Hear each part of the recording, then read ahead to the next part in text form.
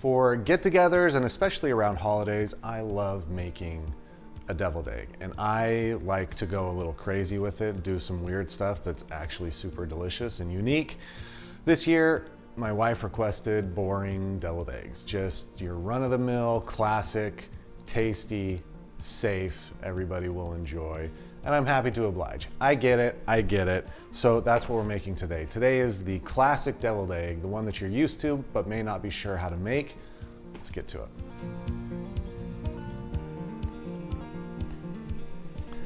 All right, for boiling the eggs, I use a pot with a colander that fits inside. If you have a steamer basket, that can also work.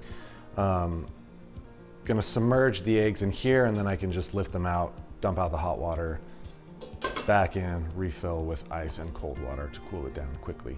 The eggs, probably the hardest part of a deviled egg is getting these darn things to peel without ripping the skin off. And you hear a lot of tricks of how to do that. There is a technique that I found that so far has worked for me every time. And so I'm hopeful, and I'm gonna share that technique. We're going to tap very gently on the counter until you can hear the sound change. You'll hear it snap a little bit. And what that does is it creates a hairline crack in the shell and separates the membrane between the shell and the inside of the egg. That also allows just a little bit of water to get inside, and it kind of separates and it makes it very easy to peel. If the crack is too big, then you're making egg drop soup. It's just gonna be everywhere in the water. So take your time, and then you shouldn't have that problem. I haven't so far. Right there. And you can look at it, there's not a visible crack on this, and that's what you're looking for. I'm gonna do that with all 12 of these. One and done on that guy. It's usually the bottom of the egg, kind of close to where the air pocket usually sits.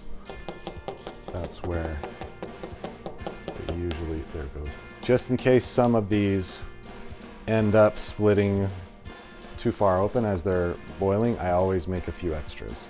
The longer this takes, the more you're gonna be tempted to, tap it a little bit harder. Just avoid that temptation, just be patient. There we go. These into the colander very carefully. And if you can get a single layer, that's ideal. We'll cover these with just enough water to cover them on high temperature until it comes to a boil, and then we'll drop that down.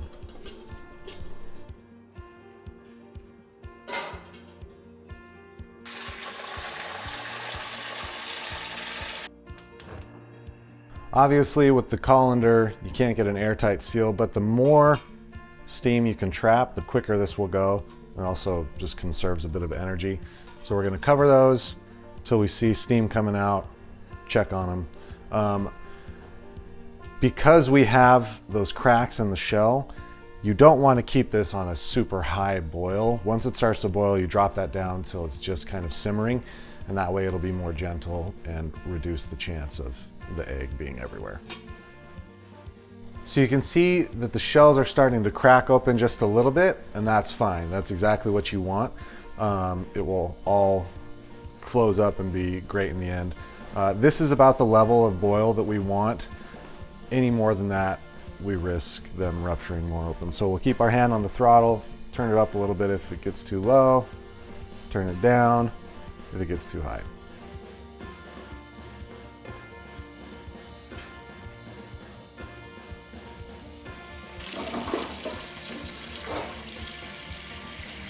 Replaced all the hot water with cold water and ice. Gonna let these sit for, I don't know, probably 30 minutes or so. I want the proteins in the egg to really set up. Otherwise, when you go to make the deviled eggs, it's just gonna be like really loose and hard to work with. Put them back in the container and then in the fridge until I'm ready to use them. This is how I also just make boiled eggs to keep in my fridge for snacking, and they'll keep for, week and a half, 2 weeks, but I'm going to use these today.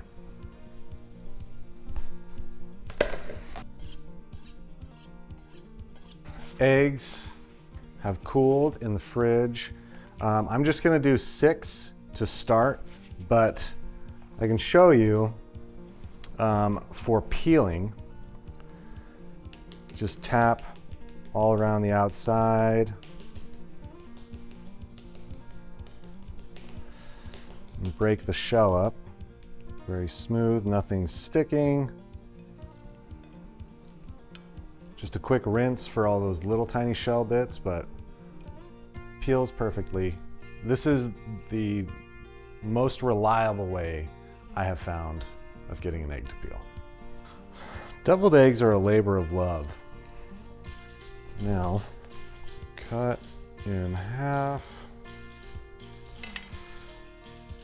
Just bright yellow. See what you want. You don't want any like gooey dark yellow bits. That's why we cook them at 13 minutes. Typically for a hard-boiled egg, it's like 10 minutes once the water starts boiling. I do 13 for deviled eggs because you really want to make sure that they're cooked all the way through. Otherwise, the filling is going to be gummy. When cutting, make sure you clean off the knife each time. Otherwise, there's going to be a lot of drag when you're going through the egg, and it's just going to crack it and crumble it. For getting the yolk out, just gently apply some pressure on the back as you flip it over and pull back around the sides of the yolk, and it just releases it nice and easy. I used just a material chef's knife for this. This one has really smooth sides, doesn't have a ton of drag. Sometimes if you use ones like a Santoku or something that has indents or something that's serrated, it gives you weird cuts. The filling is very simple. You have the egg yolks, of course, mayonnaise, Dijon mustard, and then I use pickle juice, pickle brine. Whatever your favorite pickle is, mine's Grillo's. This works really well in here, especially since it doesn't have a lot of color, so it doesn't discolor the yolk, and it looks real clean. The key to a very smooth deviled egg is making sure that the yolk is broken up sufficiently. The mixer on its own can't always do that. Once we add in some of this stuff, it starts to help. We'll start just by adding a little bit of the mayonnaise. Just probably about a tablespoon to start. Dijon mustard. This will be about a teaspoon to start. I'm going to adjust the seasonings as I go. I don't want the mix to get too fluid, like to have too much liquid in it. And so you just go a little bit at a time.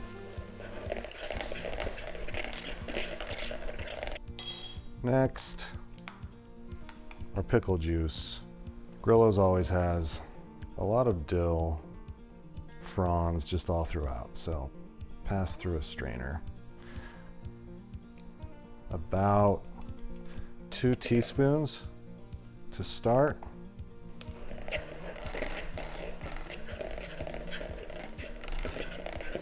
Okay, then we'll taste.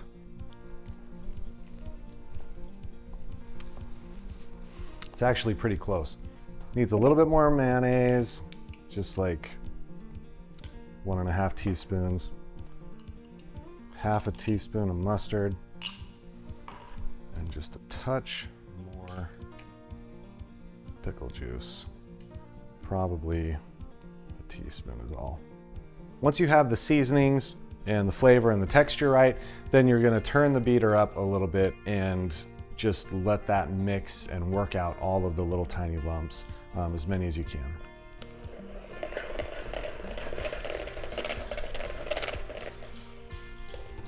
Scrape the sides again and give it one more good mix.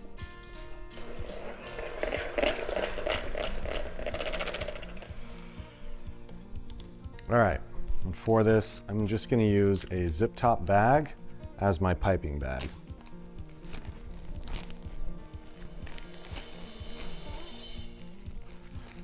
Fold the top down.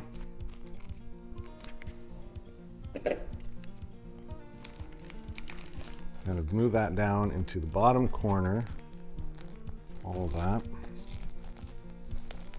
Get air bubbles out, as many as you can. As a home cook who leans very far on the side of practicality, a deviled egg platter is one of my least favorite things to have in my kitchen. But people think it's cute, people appreciate it, but just know that I don't like it, and I would much rather just use a different platter. That said, I still like to do it a little bit different. So I prefer serving my deviled eggs in little lettuce cups. So I have a head of butter lettuce here that I have taken apart, and I am just going to put one little leaf of butter lettuce into each slot here. But this adds some extra crunch. This is totally optional. Just place one egg on top of each lettuce cup. Now for the filling, we just want to cut off the tip of the bag, not much of it. And when you're filling these, you start with it all the way down in the bottom, and you just press and slowly lift up.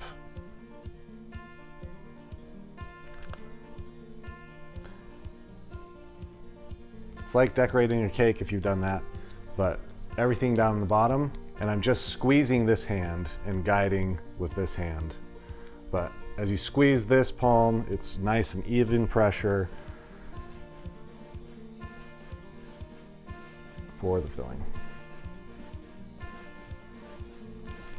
Toward the end, this is when I always get nervous, like, do I have enough? But I always do. Any touch-ups? No, snack for me. Last step, paprika. This one I sneak in something a little different. This is smoked sweet paprika. Use whatever kind you have, just a dab.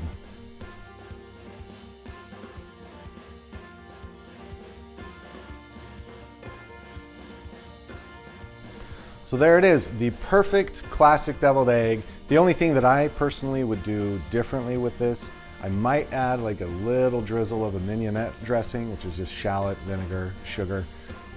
That makes it real special for me, but even without that, these are delicious, crowd pleaser. I think that you'll really like them. Make these for somebody that you care about. Take care.